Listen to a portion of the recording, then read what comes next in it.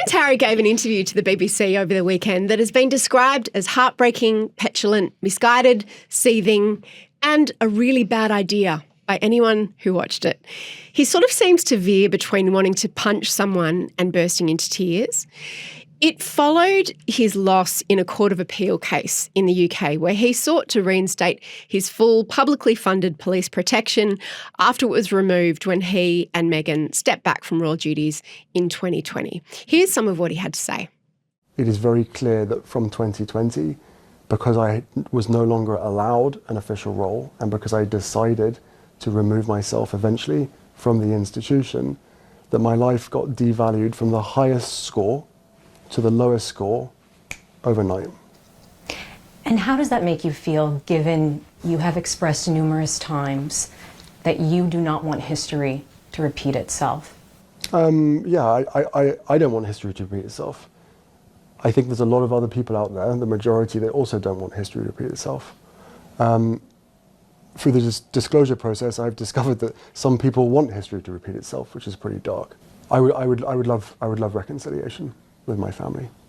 There's no point in continuing to fight anymore. As I said, life is precious.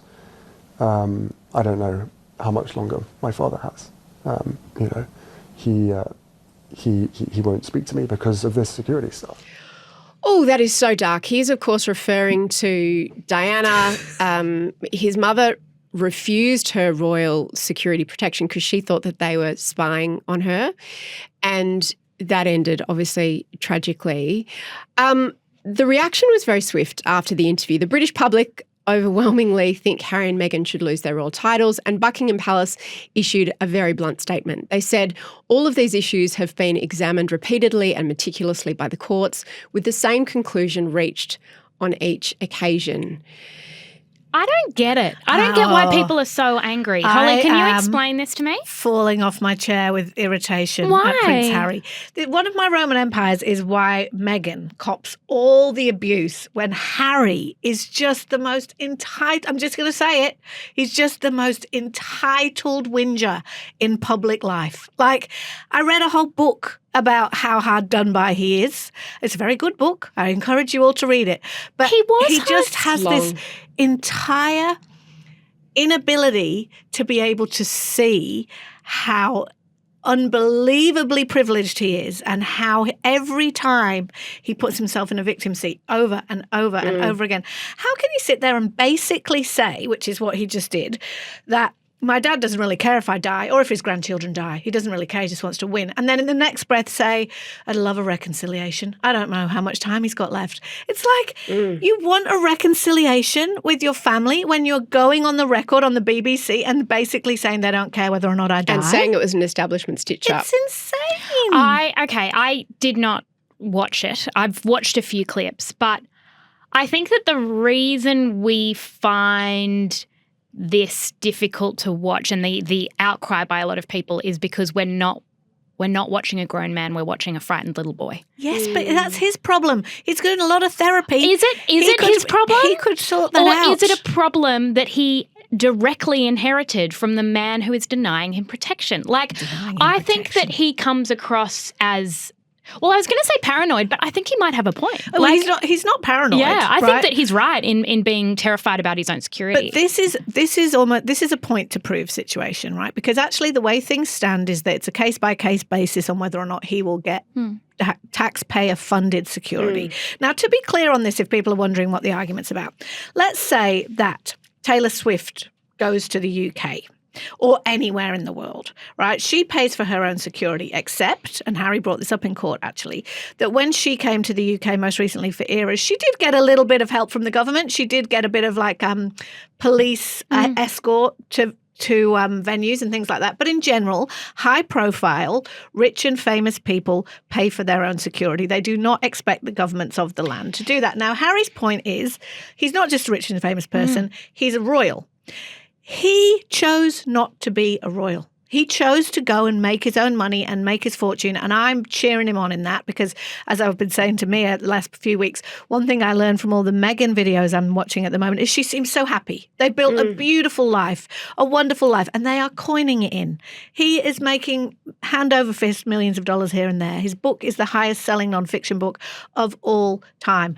Why on earth should he, when he goes to England, not on royal duties, but because, as he said, I want to visit my friends, why on earth should taxpayers pay for him? Well, the reason is, and he says, when you've got official government security, they can have guns.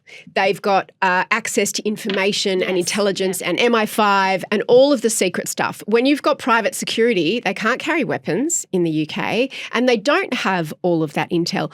The part that I think is he's got a point about is that he was born as the son of the king. And what's interesting to me is he never says that, but he implies it. He basically says, I was born into this. So the fact that he's not doing royal duties anymore and they've moved to the US, he's still the son of the king. And that can't change. And that wasn't something that he chose. Yeah, he never chose that. He was born into it, and that will follow him until the day that he dies. And he says that him and his family have been subjected to well-documented neo-Nazi and extremist threats, including from Al-Qaeda. And, you know, people talk about his privilege and not acknowledging his privilege.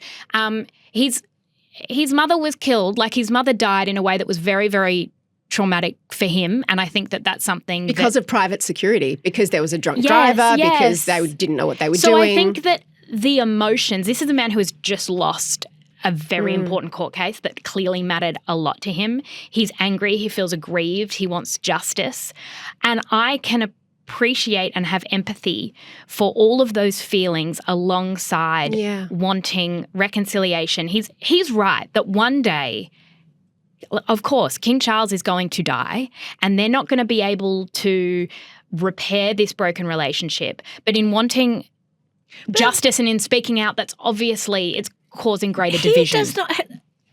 There is no way, and he says it in this interview, he says they're mad with me because I wrote a book.